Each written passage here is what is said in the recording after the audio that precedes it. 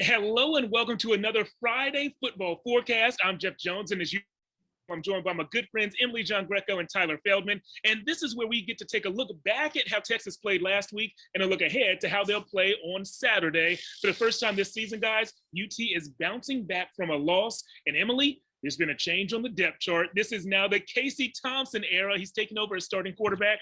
How excited should Texas fans be?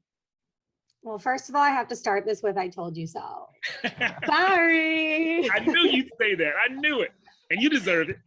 I have to get it in there. But hey, fans should be really excited that Casey Thompson is taking over. I think that at this point, after such a tough loss, especially against one of the not so good SEC schools, when you're planning on entering the SEC, you need some sort of change. So fans are going to be excited. They're going to be like, okay, we tried Hudson Card. Let's see what we can get from Thompson.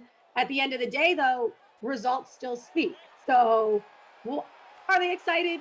Yes. Should they be excited? Yes. But until they actually see the results from Thompson and they get that winning score, I think it's like a middle ground type of situation. That's a good point. Casey Thompson has led them on scoring drives. 4 of the 5 drives he led and ended in points, but he hasn't led them to a win yet.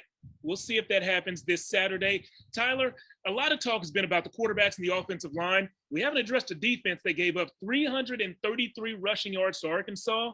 Should the defense be a little scared? Are they in trouble? Yeah, Jeff, that 333 rushing yards at Arkansas was a big concern at the time, but luckily for Texas and the defense and the offense really is they're playing Rice Saturday. So it's a big opportunity for Texas football to not just get their bearings back, but to also show that they can dominate a football game. I'm not really concerned about the defense, especially at home. It's Rice, so let's not overreact about what happened against Arkansas. Let's see if this defense can really get back to what they're capable of doing. There's no chance Rice runs for that many rushing yards Saturday night, and I think this defense becomes more cohesive back to what we saw against Louisiana. Tyler, what you're describing is what we used to call a get-right game, a chance for the team, the defense to get back on track, to get right. From get right to mispredict right. Emily, you called the Arkansas game correctly. I want to know your prediction for this one. Texas versus Rice, who's going to win? What's the score? I'm going to have Texas winning this one, and I'm going to take my score from both Rice's first game and Arkansas's first game. I'm going to kind of like combine everything with that, plus Texas' first game against Louisiana. And I'm going to say Texas is going to win 38-21. Tyler, who wins? What's the score?